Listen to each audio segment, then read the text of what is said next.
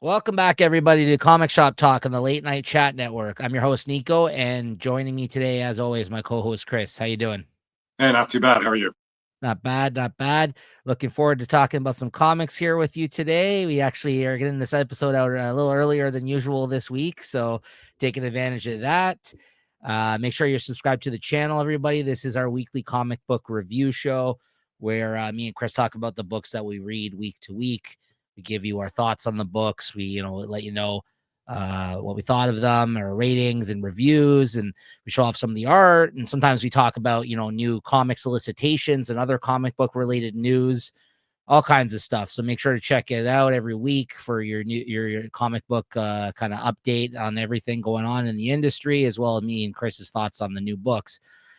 This week, we're going to be talking about the new comics for the week of November 13th, 2024. And spoiler warning, as always, if you're worried about, the books getting spoiled, you can always come back and check out the episodes after you've read them.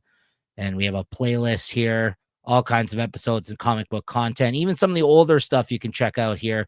There's some older comic book shows I used to do, and me and Christine used to do, who's been on the channel a bunch. And Chris has even made some appearances in some of the other stuff here on the Late Night Chat Network. So make sure to check out the playlist, guys. As always, lots of content on the channel here. We're actually nearing 1,000 videos uploaded, Chris, right now, currently. So that just goes to show you how much stuff we have here on the channel. So, all right, that all being said, Chris, All right, let's talk comics. talk some comics. Cheers. Cheers.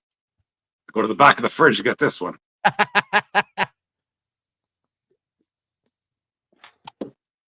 That's all right. All right.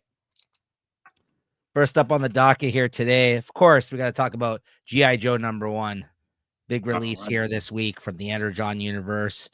Got this cover here with the Tom Riley art, which I guess is yeah, you got that one too. Yeah, there's the back cover, and I also have to get a Sozomaki. Oh, you got that one, eh? Yeah, I didn't order that one, but I saw it and I was like, I should have ordered that one as well. But anyways, that's I like this one. The whole spread of all the characters, the bad guys. Yeah, that was a surprise. That was a double, or what's that? A wraparound. Yeah, very, very nice. Anyways, Chris, what'd you think of this? I think it's an okay start. Some good stuff going on here. Nothing too like blockbuster or earth shattering out of this, but it's still a decent comic. We got what's Cobra. Has their, I think the rifles are being fueled by Energon, so that could be a game changer for them. And it's nice seeing G.I. Joe not being so overpowered right off the bat either. It's like whatever. It's like an elite strike force, and they're not doing so hot right now either. I think there's one term there. They're outgunned, outmatched, outmanned. So they're a bit of the underdog here. So I guess we'll see how things go. Yeah, I agree with you. I wasn't blown away by this issue, but that's not to say it was bad by any means. It was a good start.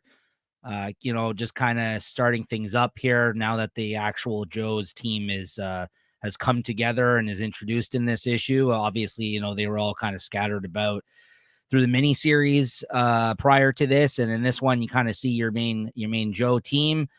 You find out that you catch up with the bad guys, of course, Cobra Commander and Destro. They're kind of working together, as we know, as a result of the end of the Destro miniseries. And yeah, it's pretty good so far. Tom Riley art looked great, and they already established the involvement with the Transformer side of things here with the other Energon universe books. So I'm really looking forward to this series. I'm excited of what's to come.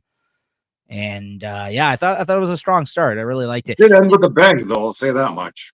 Yeah. And can I, because you know a bit more about the Joes than I do, is CoverGirl a new character, or is that previous? Like I think she's been out there. I remember hearing the name. Like, I didn't know much of her history. I'm surprised she's sort of one of the originals here, but I thought it'd be Scarlet in her place. But I guess they're interchangeable right now. I'm sure this is going to be one of those books too, where people come and go. If I had to guess, you know what I mean? Like I hope that's the case, anyways, because obviously there's lots of other people in this world they can kind of play with and kind of put in the story, and even stuff people we've seen in the miniseries prior to this first issue of this ongoing, right? So like, yeah, I'm sure other people are going to make appearances. Like, look what happened with Storm Shadow in the Scarlet miniseries, right? Like that whole side of things. And Yeah, I'm excited for this book. Honestly, I think I predict good things are going to happen. And I hope Tom Riley is the regular artist on here. I mean, he might just be the one who does the first arc and then maybe they'll switch on and off, but he does great action sequences. That's, if anything, this page particularly, like as they showed all like the 9-panel grid of the fighting. And then I love how the guy got knocked out and ended up like flat on his ass and his feet are up in the air. I just thought, I'm like, that's a pretty, he does action sequences good. And I remember him when he drew the Duke miniseries too, which was still my favorite of all the miniseries with Joshua Williamson. And I was like, yeah, this guy's going to be a good fit for this book. So yeah, I really liked him in this issue. Yeah, new character here. That's a bit of a mystery to me. I don't know who that was supposed to be. Yeah, me neither. And also what I'm liking too so far is that you can't tell like it's hard to tell like who are some of the good guys and who are the bad guys in this so far, right? So but and what's her name is part of the team too, who's like Baroness. Baron, yeah. So which I know that some of them aren't really happy about, right?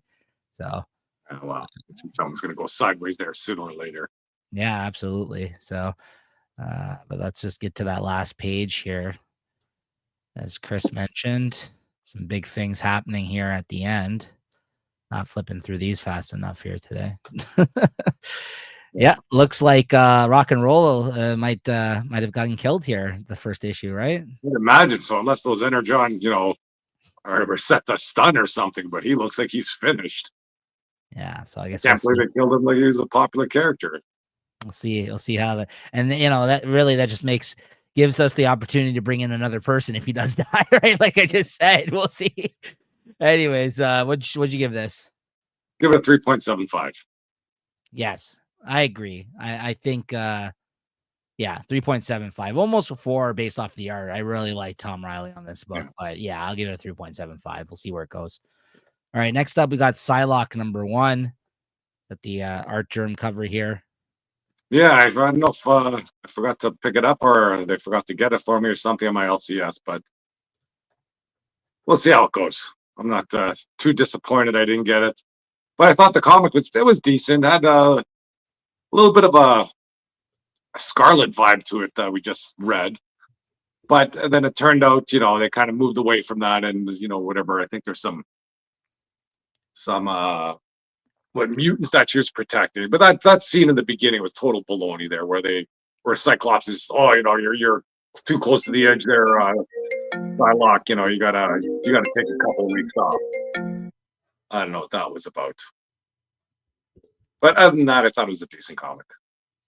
I really liked this first issue. I thought this was good. I thought the art was decent. I actually really like this. I like this more than I thought I was going to. It was a lot of fun, I thought, and I thought it was a good, characterization of Psylocke. I mean, she's hooking up with what's his name right now. I think that was already teased. Sorry. Yeah, was it John Greycow or something? Greycrow or Greycrow. I guess it might be better than Greycow. I think that was his name, right? So she's hooking up with him right now. I think that was already mentioned.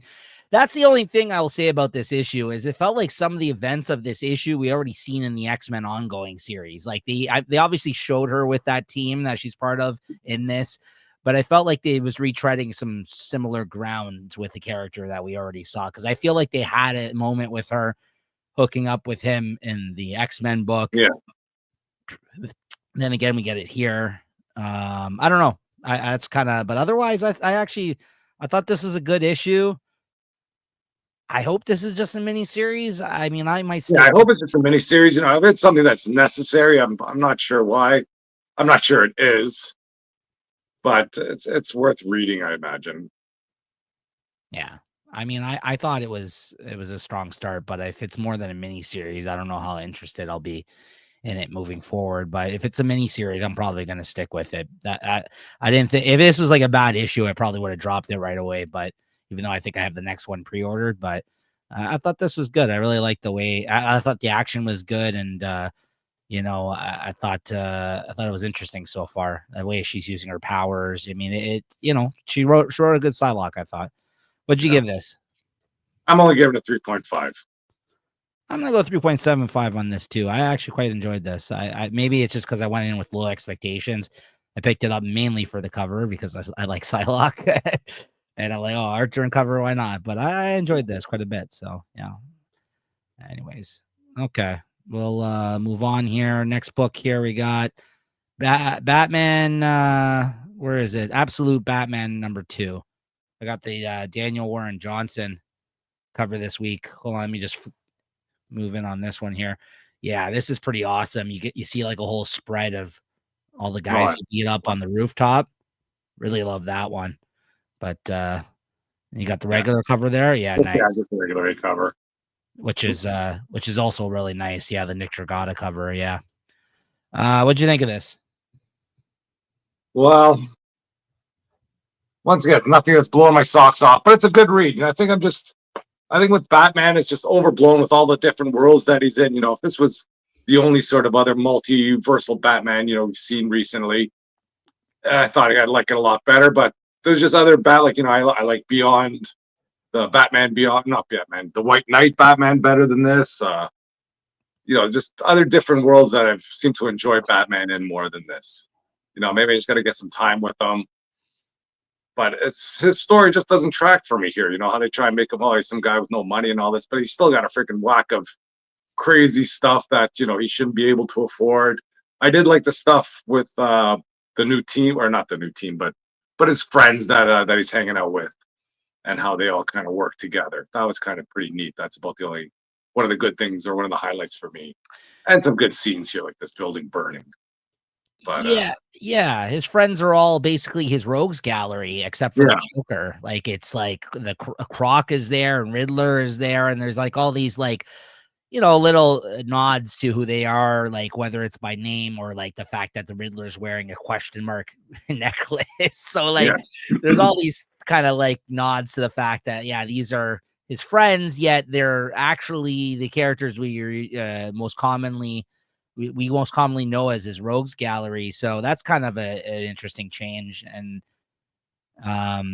so far the only people that they've alluded to, and even allude to it in the card game, because he busts out a joker in his hand, his poker winning hand that he has, and they're like, oh yeah, we don't play with jokers around here, or something like that, yeah, they said. And so clearly Joker is not part of this friend group. I know they've been kind of amping that up, teasing it since the first issue, and so far we've got this version of Black Mask, I guess, is the one who's leading this yeah. team. That Roman Sionis or whatever. Mm-hmm.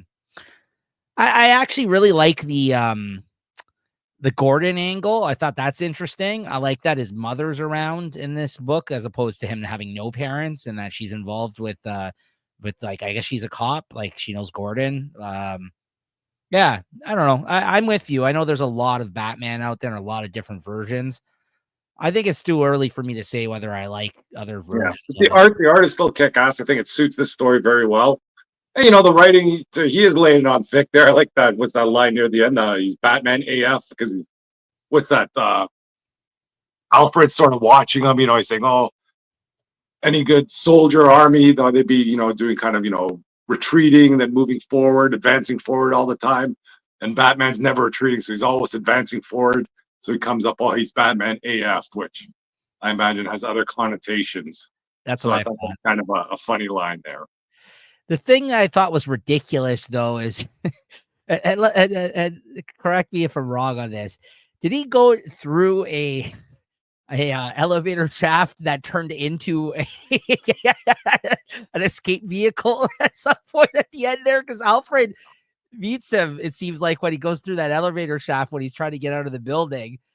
And then all of a sudden he makes a comment and he's like, okay, yeah, you got a few minutes to chat with me here. I'll give you a chance. Cause he's been he's like, I think I can help you and blah, blah, blah. Cause he's been spying on him this whole time. Yeah. And then all of a sudden the thing turns into a vehicle. I'm just like, are they still in the elevator? Maybe they're talking and walking. Maybe Alfred was power dogging it. I'm like, unless I missed something in the art, maybe Dragata forgot to add the fact that they've Missed the panel.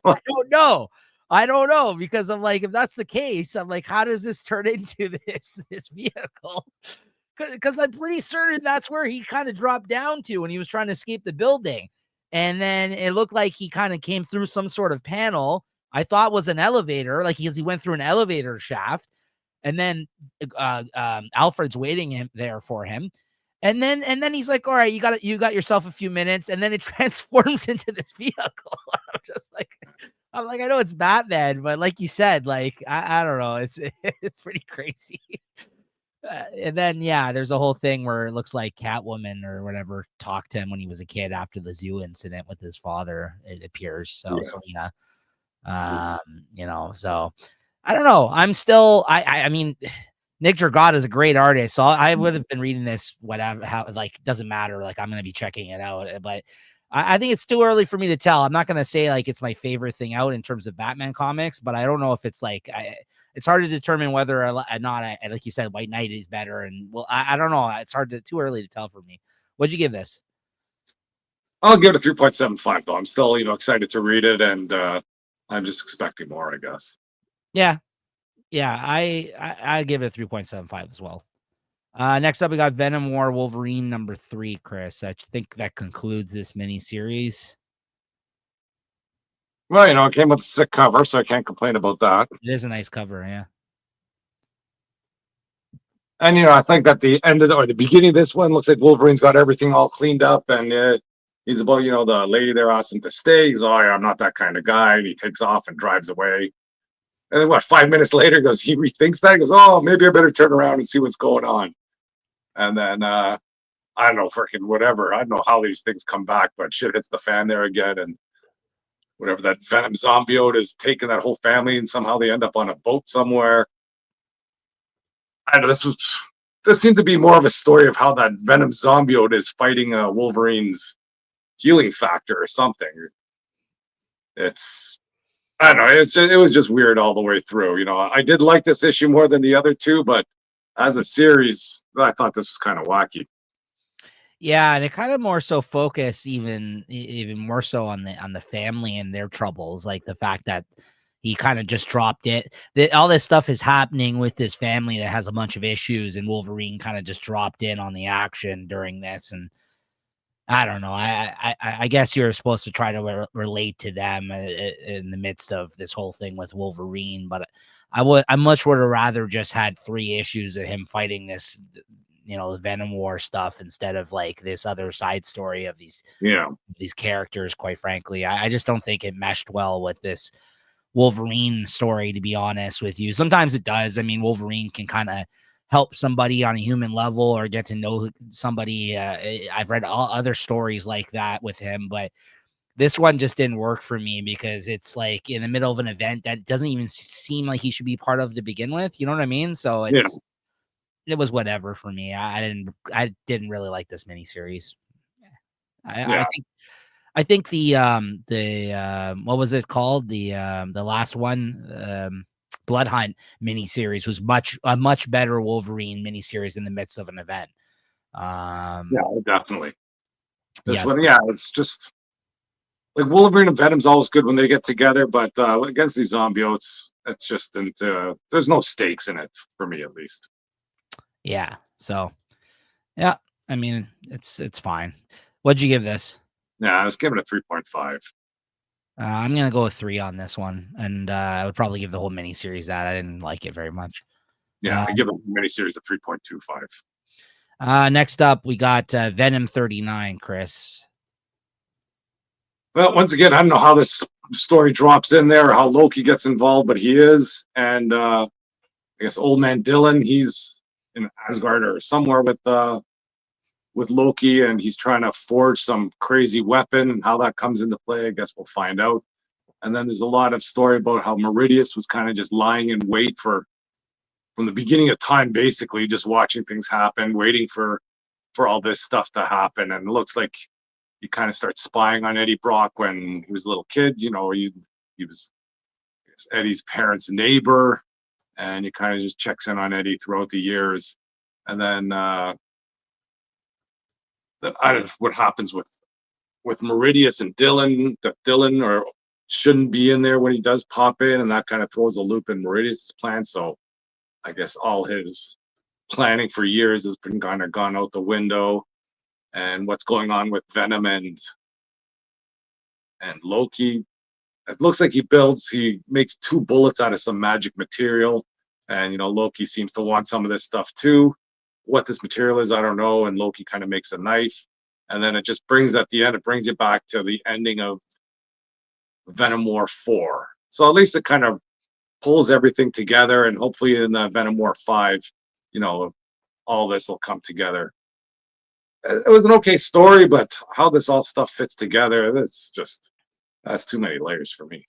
Yeah, I would agree too. And I mean, if it's too many layers for you, someone who was reading the ongoing Venom series, like I didn't bother reading this issue because I read the last couple, and I felt like I was getting all I needed from the Venom War event issues, as well as the Spider-Man miniseries, which is a fun tie-in that I've been reading. That just ended, right? So I don't even know if how necessary this series, these tie-ins in the main Venom book really were, because I Yeah. don't know, like I felt like I'm getting everything in the main title, to be honest with you. So I don't know. It is weird if Yeah, you're I saying, imagine Venom is ending with this all new Venom starting, so yeah, kind of happy about that. Yeah, but this yeah, whole Venom run hasn't been anything what I thought it'd be. yeah. What'd you give But this? yeah, I'll give it 3.5. It's an interesting read, kind of trying to piece everything together and see what's going on. Next up, we got Witchblade #5. Well, number 5, I thought it was number 3. Well, maybe 5. Holy smokes! I That's only bought the first 3. okay. But anyways, yeah, they keep on sticking this in my pull list or into my box, and I don't know. I keep on buying it. It's it's okay. It's an Image comic, really wordy there. I think in the beginning she's that Witchblade amulet has been taking over, and she's kind of struggling with that. So she decided not to use that Witchblade power. And there's this guy Ian that's trying to seduce her to get the power, and she kicks him out. I don't know. They have some weird metaphor with the eggs and how once the egg is out of its shell, it's so fragile and so alluring. And I don't know what the heck they're talking about. And then she's still on this kick to try and find out the mystery behind her father's death. And then she kind of uses some of that Witchblade magic to kind of reshape or put new parameters on her investigation. And then they find out that her dad's best friend that might have faked his death, and somehow that Ian guy shows up at the end. So I guess the mystery continues, but I don't know if it's a mystery worth reading. It's a good looking comic, so it has that going for it.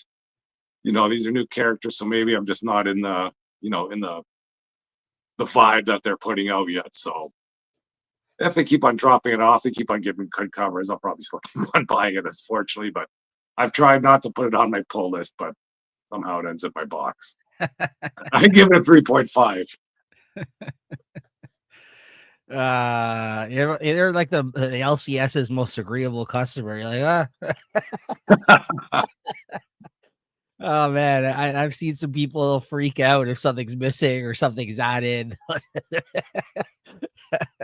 long as I get the big ones, there's a few I go in my head with, and all these ones, like that Psylocke one. I'm surprised I forgot I didn't get it. I didn't realize that till I got home. Okay.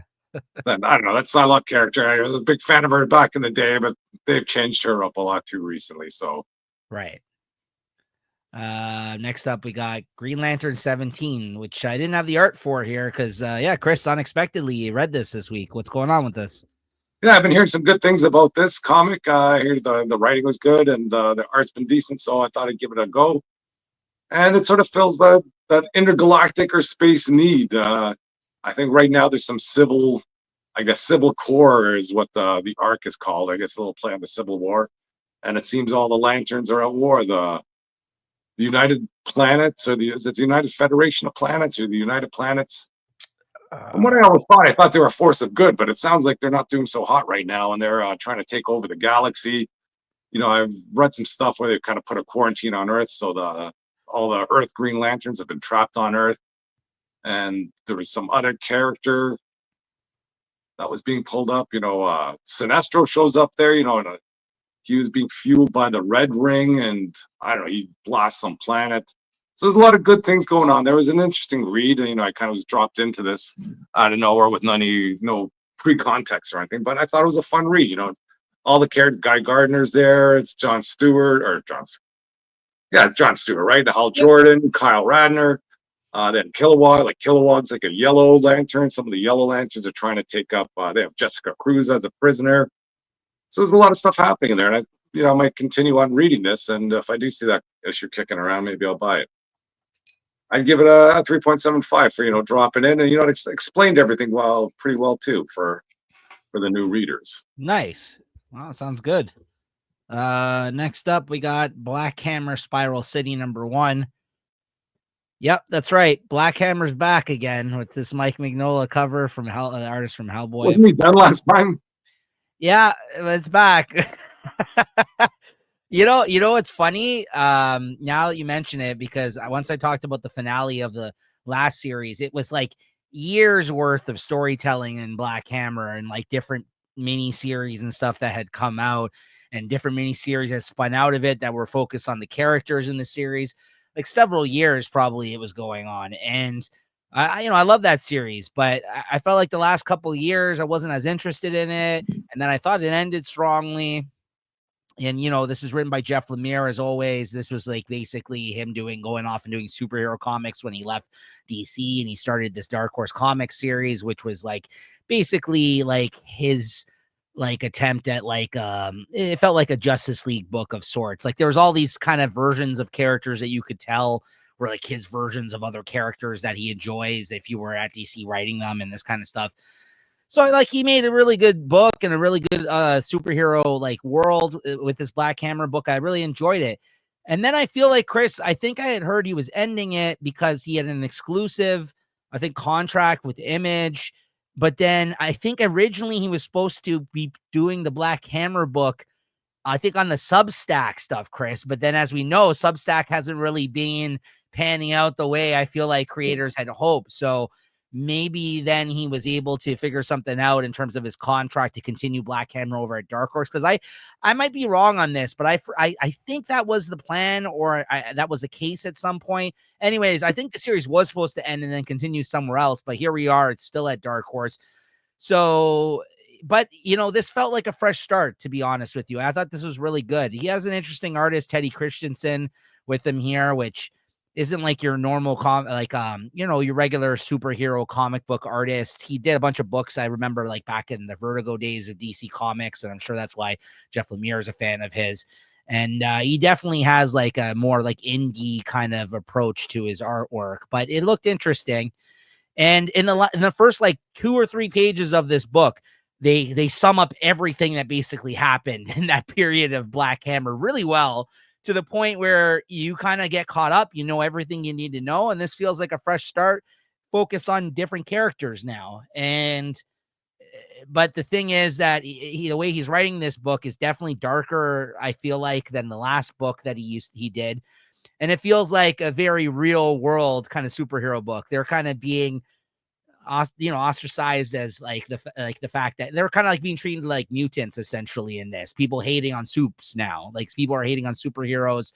There's all these acts happening. There's all these like factions forming, like people trying to get rid of them. They've pushed them all into a part of town that's called like Super Town or something like that now, where all the superheroes are basically have been contained, even though they just saved the world from being destroyed at the end of the last Black Hammer book. And it's clear that I think Jeff Lemire is talking about some stuff that is paralleling like, real world type of stuff that's happening as well. Right. So it's definitely a more dark, mature kind of take on the Black Hammer stuff so far. So I think in not only the story and the art on this book, it definitely feels like a very different direction and approach, like a different take on Black Hammer with different characters. So I actually thought this was really good, because I felt like the last one kind of, went on too long, and I grew bored of it. So by the time it ended, I was just like, okay, well, that's over. I used to love that book, but I kind of lost interest at a certain point. But this kind of, rejuvenated it kind of a bit here. So I'm really interested to see what happens in this. This Inspector Insector, who's like a like a bug character, who's also like I don't know, like a 1940s detective type of character, or I don't know, like some old school detective, like some gumshoe type guy who talks like he's in like an old black and white detective noir movie. He was introduced in the last series. He's the only character I feel like I recognize in this new book, but he's kind of was introduced at the tail end of the last Black Hammer series. He's in this. He's my favorite. He's a really fun character. Like he's the guy who's kind of investigating, looking for a new case to take on, and he gets pushed into Supertown or whatever it's called, and he's realizing like how they're being treated now, his kind as is being put, and at the end of it, he meets a couple of supers on the streets. They're homeless essentially, and one of them goes off to take he's like, listen, I gotta find somewhere more comfortable to sleep. I'll see you later. Nice meeting you. He goes off to take a piss in an alley and gets killed. So somebody's hunting supers, it looks like. And yeah, it's a pretty interesting, great first issue. Honestly, I'm really looking forward to see where this goes. So if you like Jeff Lemire, actually, even Chris, if this sounds interesting to you, this is a great jumping on point. Honestly, you I could might give it a read. I think you might like this. I think you might like this. It was really good. And I don't think, like I said, they do a great job of summing up what happened in the last series, and you don't need to know anything else. Like it's great. I give this a 4.25 this week. I really enjoyed this. I thought it was really good, and I'm looking forward to more. I'm happy to say that. Great job.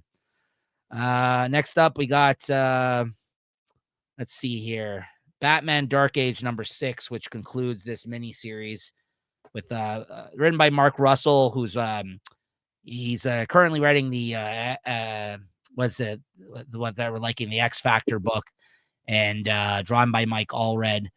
And, listen, I've said the same thing about this series, probably every issue. I probably sound like a broken record at this point, but I didn't like this miniseries as much as Superman Space Age, which this was the sequel that he did with Mike Allred, the same artist, who I'm a big fan of. But he did this with on Batman instead of Superman, because he did Superman the first one. And this one just wasn't as enjoyable. Although I will say he ended the series pretty good. I did like this last issue, but I think like he kind of lost me in the middle of this miniseries.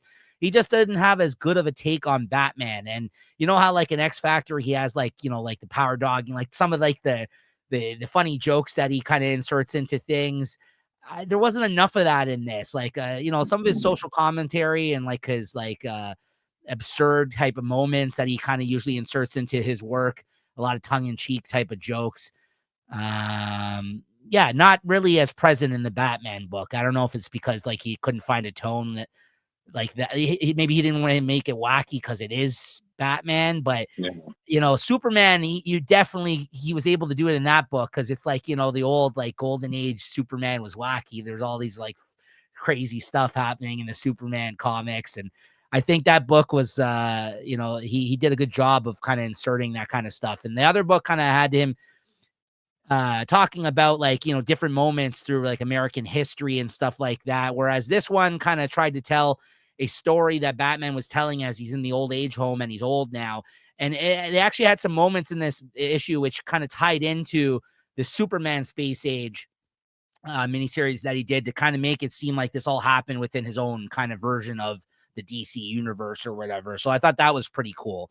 But by the end of it, some guy's talking to him as he's in the old age home, and he like basically he's like, that's not how the story went. And I guess like he's like, yeah, you're I guess you're forgetting things because you're older now. And it turns out the guy that's talking to him in the old age home is a reformed Joker who went to prison, came out, and he ended up helping. And he like got surgery. He paid for his surgery to fix his face. And like he apparently helped him like get back on his feet, and like he became like a good guy at the end, and he's like old with him in the old age home. And at the end of this, like Nightwing ended up dying, Catwoman ended up dying. He like tried to step away from being Batman in this story, and instead like some tragic stuff happened to the people around him. And then now he's kind of like talking about it like it's like I said, he's like in the old age home, like reminiscing about these things, telling his stories. So I don't know, I didn't like it all that much. It was I liked this issue, but overall the miniseries just didn't work for me. It was a weird kind of take and direction for a Batman story. It just didn't work the same as the Superman one did, unfortunately. So yeah, I would say that I'd give this I give this a 3.75 this issue, but I give the whole series like a 3.25, 3.5 around there. It was okay, but it wasn't my favorite. Like the Superman one was really good. So definitely if you're interested in this, check out the Superman one, not the Batman one. I think that's way better. Like this is something I won't be buying the collection of. I bought the Superman hardcover after I read the issues. So anyways, and then finally here I got the Terminator #2. It looks like the first issue they told like a one-shot story of a Terminator coming and killing a couple, like an older couple that felt they like evaded him throughout their life, and they told like a one-off story, which I really enjoyed. This one it talks about a guy during like the Vietnam War, which again was interesting. And the Terminator shows up during the Vietnam War, and he thinks he's the enemy, like one of these American soldiers. And because he's dressed as one of the enemies, like he comes into one of their camps and he ends up taking like their clothes, and he looks like one of the enemies. And then all of a sudden though he's revealed, like, he gets shot at, and like the fact that he's a robot is exposed. And then he's just like this robot soldier going through the Vietnam War trying to look for this guy, his target, which is this American soldier, which we're following in this issue.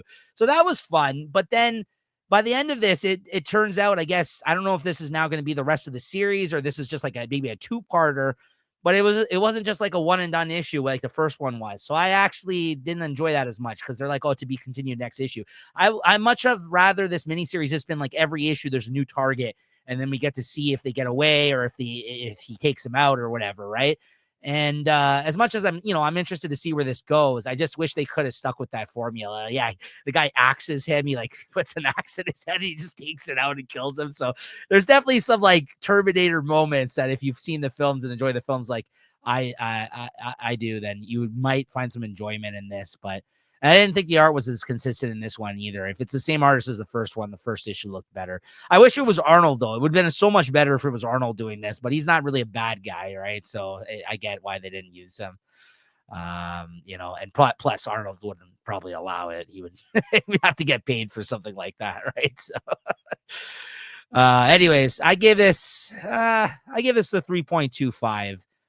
I still enjoy it. I'm probably gonna just continue reading it digitally just because it's not like I've read Terminator comics before, so I'm kind of interested to see where this goes. But yeah, this last panel they kind of left on was interesting, so we'll see what happens.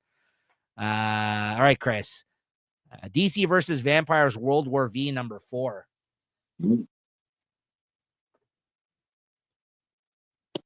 I got one of the variant covers for that. Oh, nice one. Yeah. Unfortunately, she shouldn't have much to do with this story. No. So unless I missed her. No, I don't think so. But I love getting back to this world, and this issue didn't really disappoint either. They got a lot of stories going on here, but they seem to spend enough time in each story. And I still don't know who this Mr. Miracle is in this DC world. Like, I don't know if that was a big reveal, kind of showing who that old man was, or who that guy that's carrying around the baby.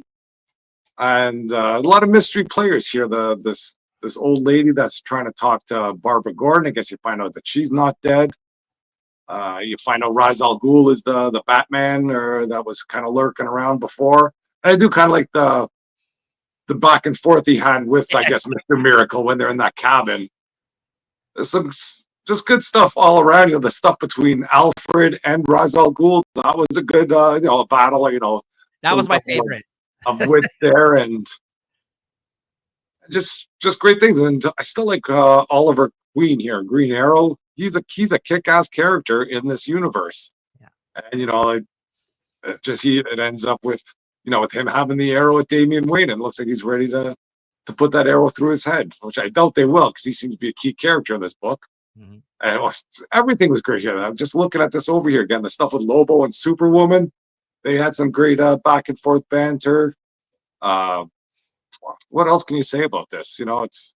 I keep on thinking that this well is dry, but there seems to be more water in this well, and I'll keep on reading it. I thought it was good, except for that backup story. I don't know what the heck that was about.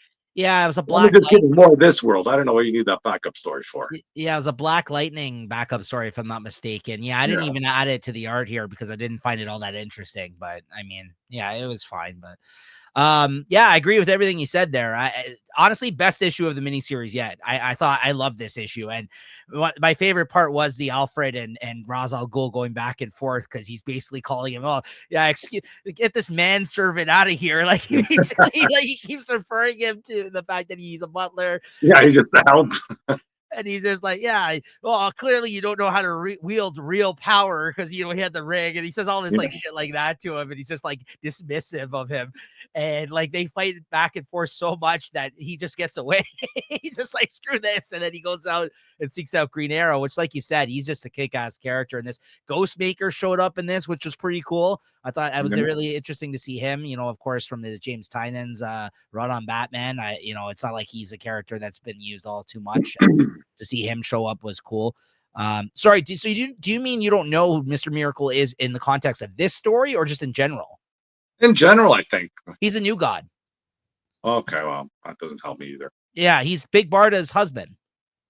Oh yeah, okay. Yeah, yeah, he's one of the new gods, and like like there is also a really good series, a mini series a few years ago that Tom King did.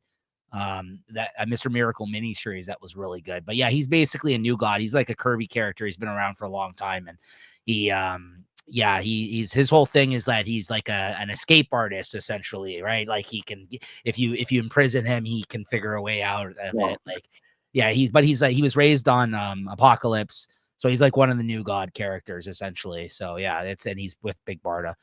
So yeah, good stuff. Great issue, great dialogue. Art's good, really fun stuff. Yeah. What'd you give this? Yeah, it's an easy 4. 4.25 for me this week. Great stuff. Next up, we got Transformers 14.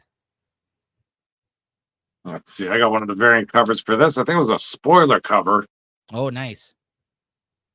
Cover B there. I guess you didn't want to see that with Starscream and the Hiss tank for a leg. He's like a sick. Hiss tank centaur or something. So cool. I don't know what I could say about this comic, but it freaking surprises me. I love this issue. This issue, like the writing was just freaking spot on. It was hilarious. Like just the dumb thing, like with the cat. You know, when he goes like, he's on this big, whatever conversation about how he was saved or something, and then he sees a cat and he wants to kill it, and then the cat jumps into somebody's hand, and then the cat bites that person's hand. He goes, "Oh, I love this cat." And then just everything that goes on, just the way they have him speaking, it's almost like Doom here, but without the power, the way he kind of, demands respect, and he's in such a kind of a humble spot there where, they have the joystick controller for the Hiss tank, so he does try and run away or do something. They just take over that, and they tell him they put all those bombs in there. And I guess he cuts a deal with I guess whoever those flesh bags were, and he turns the table on him pretty quick. Just everything there, and especially when I guess the other people go, oh, they said they take those bombs out, he'd release us if we took his bombs away, and the first thing he does is just freaking smush them. And the new characters, and so long, like how quickly does he put a team together? He finds the Constructicons, he finds what's that, Astral Plane or something, and just everybody kind of hailing him, and then the guy that kind of has him under his thumb, he sees all this going on, he's, oh man, I think I made a mistake. And I think he's gonna get smushed too. So for this is like a little 2-part Starscream history, which I wasn't looking forward to. Made me like this character so much more. Absolutely. Great issue. One of the best issues in the last little bit, actually, of Transformers. At this point, I'm ready for a Starscream spinoff. That's how cool. I don't want a Starscream spinoff, but I'm ready for him to play a bigger role in this series. Oh, of course, but I'm just kind of trying to say, like, that's how fun this was. Like, and you could tell DWJ's having a hell of a time writing these characters. So yeah, because him on top of the Hiss tank, that was great stuff. Like you said, the fact that he's calling them fleshies, the cat moment, like everything you said, like those are all great moments. Like again, between this and DC versus Vampires, these were some really fun issues this week. So yeah, this. And even that stuff with how Megatron forces him to kill his friends. Like I never knew that. I don't know if that's part of Transport or Transformer lore, where when he turns into the gun, he can't shoot himself. He needs a wielder or something. But I like too that moment where the sketch artist was drawing him, and he's like, "That's all wrong. I don't look like that." And he gets all pissed off, and at the end, he's like, "You better draw all of us right now. You get out your pen and pad." that's my story. Like he's such a Crazy stuff. blowhard. It's so great. Yeah. What'd you give this? Yeah, I love this. I give this a 4.25. Same. Yeah, fun stuff. All right. Next up, we got Captain America 15. Yeah, I've just been reading this one out on the fly. Have a lot of great characters. Read the last one, liked the issue. And this is just more of the same. Just good banter between Captain America, Spider-Man, and Thor. They're just a good trio to put together. I got kind of Spider-Man really seems to be the immature kid there, and Yeah. and just the relationship he wants to have with Captain America, and then when he kind of tries to confide in Thor, and then some of the stuff that Thor was saying, and Spider-Man can empathize with that.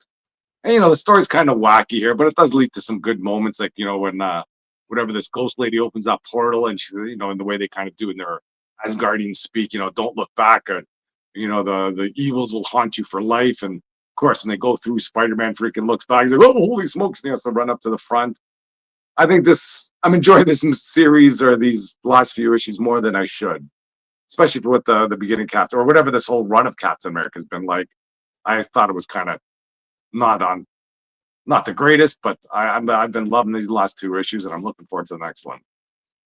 Yeah, so I checked this out because Chris had mentioned he read the last issue, and then it was basically like the last, I guess, story arc of this series, and it really had nothing to do with like all the demon stuff that we were dealing with prior to this and the heaven and hell stuff. And this is a pretty far out there concept for a story as well. Like it's basically like the best way I could explain it is that there's almost like it's a save file of a time. Yeah, they have the reset point.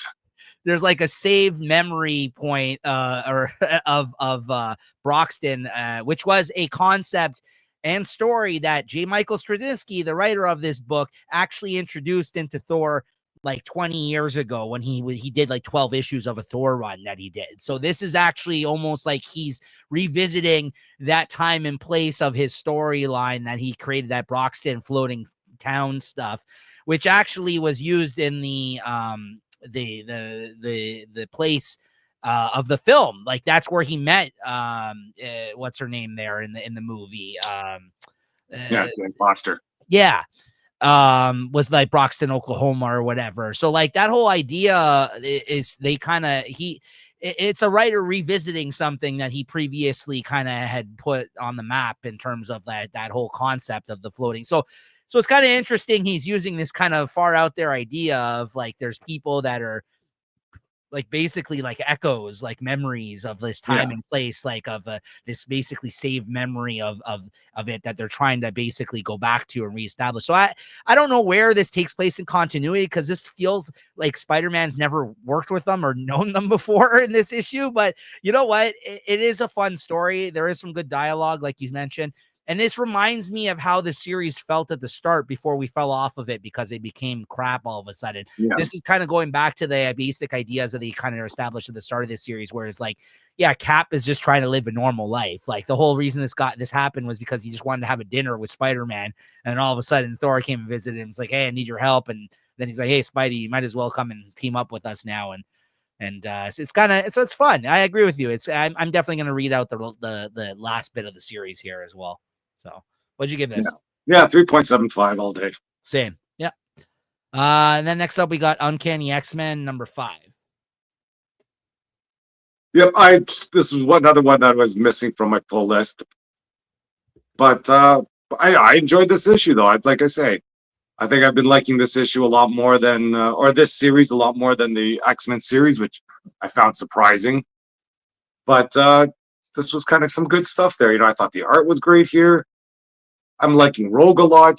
She looked like she was getting an upgrade, but that's sort of being explained here that when she touched that Harvey kid, she kind of passed on some powers and he wasn't quite dead yet, but they're helping out that ghost there. You kind of see how they had the X-Men had their backs against the walls, and even these new X-Men that they kind of brought together. They got the little chance to show some of their powers, and that was kind of cool too. And it was nice. I'm not too keen on how they got Storm, or not Storm, Rogue kind of back in business. They kind of just powered her up through that Harvey X character. She was kind of pretty much on her deathbed, and she comes back stronger than ever.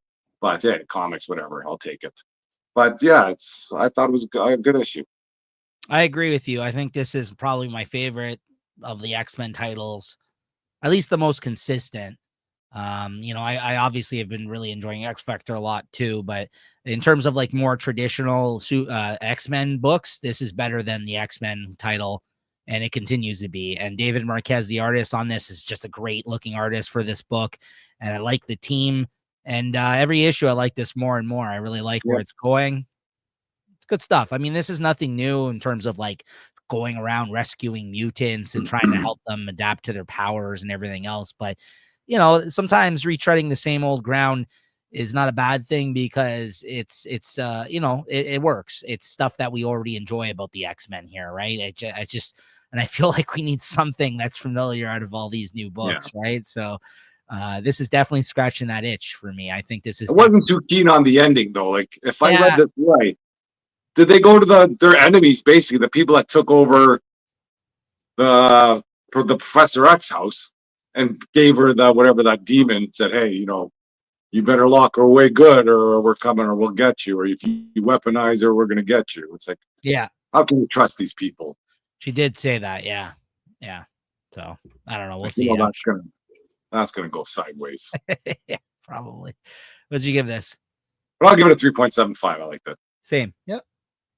And, next up last we got Amazing Spider-Man 61, starting the 8 Deaths of Spider-Man arc. Well, I got the cover here somewhere. Where is it? There it is. Just the regular cover. Yeah. Can't go wrong with that. And even just opening the first page, it kind of like felt like a breath of fresh air. They introduced a new character in there, that Firebird or whatever his name is, and then just things get wackier from there. I get Doctor Doom showing up, kind of asking Spider-Man, or telling Spider-Man he's going to be their champion, and Spider-Man blows it off, and then whatever that the demons or the scions of Sidorak come in, and he's fighting. He's got some gravity power, and then Doctor Doom shows up. This is what I was talking about. And if you're going to be Earth's champion, you're going to accept these gifts. Thought the suit could be. The suit isn't nothing to write home about, but I guess it's a good suit for this Doctor Doom power as his sorcerer sort of Yeah. power that he comes with. If he's going to be Earth's champion, maybe they should have given him some more like a champion type of armor or something. Yeah. And this stuff with Shay, I don't like her already. Like, how would she be putting up with this guy freaking showing blade all the time, taking off all the time? Shows up the broken record, and oh yeah, you're so great still. Come on, get out of here. If you're going out with someone like that, you think they're on coke or something, It's like nobody's that freaking absent-minded. Oh, don't worry, I can tell you why this happens. Yeah. I got a reason for this, but I can't tell you. I kind of get the feeling that Aunt May has figured it out now after the way they ended that last the end of the Zeb Wells run, and then in this one, it seemed pretty apparent that she's covering for him, but yet she knows that what's going on now. I don't know. I get that feeling now. Like I'm pretty certain after that whole talk that she had with Spider-Man that at the end of the Zeb Wells run, that last issue, I'm pretty certain that's why he put that there. Remember we had that conversation where like, why is this happening? But I think this is why. These pages too by Ed McGuinness. That was a great surprise. I didn't know he could paint like this. What the hell is going on here, man? Is this him? Yeah, I thought somebody else did this, and maybe they had two artists going on it or something. Maybe I'm wrong because I'm like, this isn't like I've never seen Ed McGuinness do this if this was him because he was the main artist of it. Yeah. Hold on. Yeah, this is him. This is crazy. Oh. Why doesn't he do this more? I don't understand. I've never seen this from him before. Yeah. Oh, no, it's not him. Okay, I was wrong. I thought so. I'm like, this doesn't look like him. This is Nico Henriken. That's right, not me. Nico Henriken. who's done other stuff before. I've seen his work before on different Marvel stuff. I like his stuff. That makes much more sense because I'm like, there's no way this is Ed McGuinness when I was reading it. Just I didn't know they brought in another artist for this issue. That was just all Ed McGuinness. This looked great surprise, like you said. Yeah, that was very cool. And the stuff with Doctor Strange at the end too, saying how things are going to be. It's like, oh, my poor guy here. Like, it doesn't sound like when he dies. I think when he does, he realizes how he can defeat him. Oh, I'll die. You think, okay, boop, you pop back to life and you're fine. It's like, no, he died of the most painful death, and then looks like coming back together wasn't all that comfortable for him either. Like when he's just kind of just lying there, mumbling to himself, help, help. Oh, that was just sad for him. And now he's got to do this 8 more times. Like, why does he have to die each time? I know, that is brutal. What can they do with this guy? Like, they better do something good for him after this. Like I said, I think this is just a story filler until the next writer who comes on the title is announced. That being said, I wasn't so sure how I was going to feel about this going in. The art was great on this issue between that painted that painted sequence and the Ed McGuinness art, of course. Joe Kelly, I could take him or leave him. He's not my favorite writer, but this had Doctor Doom in it and Doctor Strange. So, listen, that's hard to beat for me. Like, I thought that was pretty good features of characters in this issue and an somewhat interesting story so far developing. So I'm on board. I'm going to see where this goes. The only thing that sucks now is that they may be setting this issue up, but this is not the same team that's going to be on for the next issue, right? If I understand that correctly. Yeah. So, that's could be a little bit too many hands in the pot, but we'll see, right? Yeah. Anyways, that being, I thought this was decent. I liked it. I'm calling out for issue 1000. They're going to undo one more day. Wow. They really That's should. what they're going to do. They really like should. Peter Parker's going to somehow figure out what's going on, and May's going to tell him, look, buddy, I know what you've been doing. It's time for me to go. I'm an old lady. This isn't my life. The world needs Spider-Man. You know who wrote that story, right? Who is it? Your boy, J. Michael Straczynski, who wrote Captain America this week. Well, apparently it was like under direct, I'd imagine. It was an editorial choice, apparently. Yeah. So, anyways, but yeah, I don't know. I think it was, but yeah, he was the person responsible, let's say, for writing that one. And many people dislike that story. But anyways, what'd you give this? I'll give it a 3.75. It was okay. It's better than I thought it'd be. I like the art. Art's great inside. The character is good. And we'll see how it goes. Yeah. Like I said, I don't have high hopes for this, but it's a good start. I'll also give it a 3.75 because of the bump for the art. I was going to say 3.5, but the art, I'll give it the art bump on this one, 3.75 for this. All right, Chris, that's going to do it for the books we want to talk about this week. What are you looking forward to checking out next week? Let's see. The stuff here. Ooh, Ultimate Spider-Man 11. Oh, wow. That's not the Christmas cover yet, is it? No, it's probably December. Yeah. Let's see. I think Wolverine 3 I'm still getting. Maybe we'd spend Spider-Man Reign 2 number 5. Is that the end? Or is that a 6-issue series? I think it's 5. Ooh, that should be a good one. Avengers Assemble 3, read that. Maybe I'll try and catch up on this Chasm Curse of Cain. The Venom Wards, Jeff, see what that's about. And that might be it for Marvel. What's going on in Image World? I think Geiger 8 I'll be reading. I think I put that on my list down the road somewhere. Well, and is that it for? Looks like that might be it for Image. So it might be a smaller week. That's what I always say, but it doesn't seem to happen. And I got Wonder Woman 15. Hopefully that starts turning around a bit. Catwoman 70. Got some nice Frank Cho cover there. And that might be it for DC. Yeah, so not too bad, not too big. Yeah, next week I got Batman 156, Batman and Robin Year 1, number 2.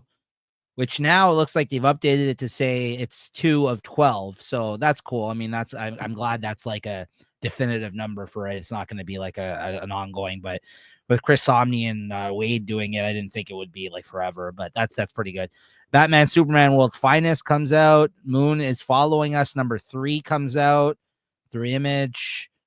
Spider-Man Reign number 5, which is the last issue. Yeah. Ultimate Spider-Man 11, Wolverine 3, Wonder Woman 15. A lot of the same stuff Chris just said. Venom War, it's Jeff number 1. Yeah, I also picked that up. And let me just look quickly to see if there's anything I'm reading digitally. That's what I'm picking up the physical release of the issues next week. Not too bad. Where Monsters Lie, Cul-de-sac number 2 comes out next week, Chris. Yeah. So yeah, we'll definitely be talking. Read around there. Definitely be talking about that. You got Prodigy, Slaves of Mars, the Mark Millar series. I'm going to be reading that. Jupiter's Legacy finale comes out next week. Definitely check that out. Anything else from DC? I don't think so. I think there's All Winter, but I've kind of fallen off that. Same, yeah. Just looking now. Nothing else from DC, I don't think. Image, just taking a look if there's anything else here. Yeah, like you said, Geiger. I think that's it. There's nothing else other than that. Oh, it looks like another book is coming out of his Ghost Machine, this Rocket Fellers, but I didn't like the preview of that. That's the family team. That's like Fantastic Four-ish kind of. I don't know. It didn't really grab me, the short story, so I don't know if I'll check that out. Maybe. Exceptional X-Men comes out. I might check that out. That's been okay. And yeah, I think that's about it. Are you reading the Sentinels book? I read the first one. You know, I like the artist Justin Mason. He had some nice covers there. He did all those kind of the Thwips, Bamfs, and Snick ones. Yeah. But I don't know. I don't know about this Sentinel Idea team or whatever. I don't know if they're good or bad or what's going on with them. Oh, Storm 2 comes out next week. I'll probably read that, actually. I actually really liked the first issue of that. That was decent. Much to my chagrin, because I'm not a huge Storm fan, but the book looked great, and it was actually a pretty good story so far. So, so I'll definitely check that out probably. All right, Chris, that is what we are looking forward to reading next week, everyone. Your favorite book of the week? Yeah, it's a no-brainer. For me, at least, I'd go with Transformers. Yes. So for me, it was between Transformers, DC versus Vampires. Here's the thing. Transformers is probably the most fun I had reading something this week. DC versus Vampires is really good too. But I kind of almost want to give it to Black Hammer Spiral City, because it was really impressive how he came back to this book and reinvigorated it for me. Like, and actually it was a really solid first issue. And he managed to even kind of follow up on everything that happened in the first kind of several years or whatever long that series was, in the first couple of pages, and kind of stepped it. So I will say this, because this was more impressive, I think. Like, the Starscream thing all day, I had so much fun with that issue. It was probably my favorite Transformers issue in a while. But I got to give it to Black Hammer Spiral City #1, because I think it was really, it's hard to pull off what he did, because I was kind of just buying this out of like, you know, necessity of like, oh yeah, I buy all the Black Hammer issues, I guess I'll continue, because I was kind of checked out on that last run of that book, and that used to be one of my favorite books. So like, this kind of really got me reinvested again in this title. So I was like, okay, let's see where this goes. It could all fall apart from here, I don't know, but this was a good solid first issue this week. So yeah, give it to Jeff Lemire and Black Hammer Spiral City #1. So all right, I think that's going to do it for today, everybody. We'll see you next week. As always, make sure you like and subscribe, and we'll see you then. Thanks again, Chris. All right, cheers. Later, everyone.